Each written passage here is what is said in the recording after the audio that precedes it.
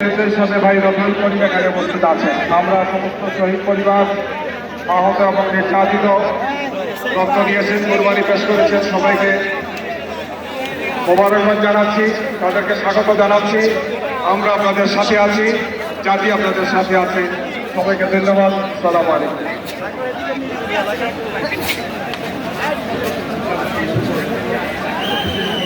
সংগ্রামী ভাই এবং বন্ধুগণ, আজকের এই জাতীয় সমাবেশে এখন আমাদের সামনে বক্তব্য রাখবেন বাংলাদেশ জামাত ইসলামী কেন্দ্রীয় মজলিসের অন্যতম সদস্য, বাংলাদেশ শ্রমিক কল্যাণ ফেডারেশনের সংগ্রামী সেক্রেটারি জেনারেল, বিশিষ্ট শ্রমিক নেতা অ্যাডভোকেট আতিকুর রহমান।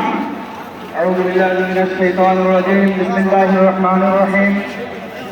বাংলাদেশ জামাত ইসলামের উদ্যোগে আয়োজিত আজকের এই ঐতিহাসিক জাতীয় সমাবেশের সম্মানিত সভাপতি, বাংলাদেশ জামাত ইসলামের সংগ্রামী আমির জনতা ডাক্তার শফিকুর রহমান, মঞ্চ উপস্থিত জাতীয় নেতৃবৃন্দ, ওলামায়ে কেরাম, শহীদ পরিবারের গর্বিত সদস্যবৃন্দ, সাংবাদিক বন্ধুগণ, আজকের এই বিশাল জাতীয় সমাবেশের সম্মানিত উপস্থিতি, আসসালামু আলাইকুম রহমতুল্লাহি ওয়া বারাকাতুহু।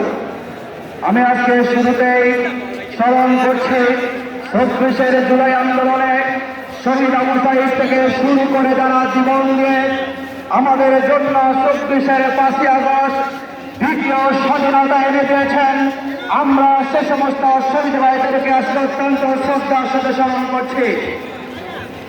সম্মানিত উপস্থিতি, আপনারা জানেন ২০২৪ যে আন্দোলনে হয়েছিল, সে আন্দোলন ছিল বৈষম্যের বিরুদ্ধে। আমাদের দেশের ছাত্র সমাজ যখন বৈষম্যের বিরুদ্ধে রাস্তায় নেমেছিল, সেই আন্দোলনে ছাত্র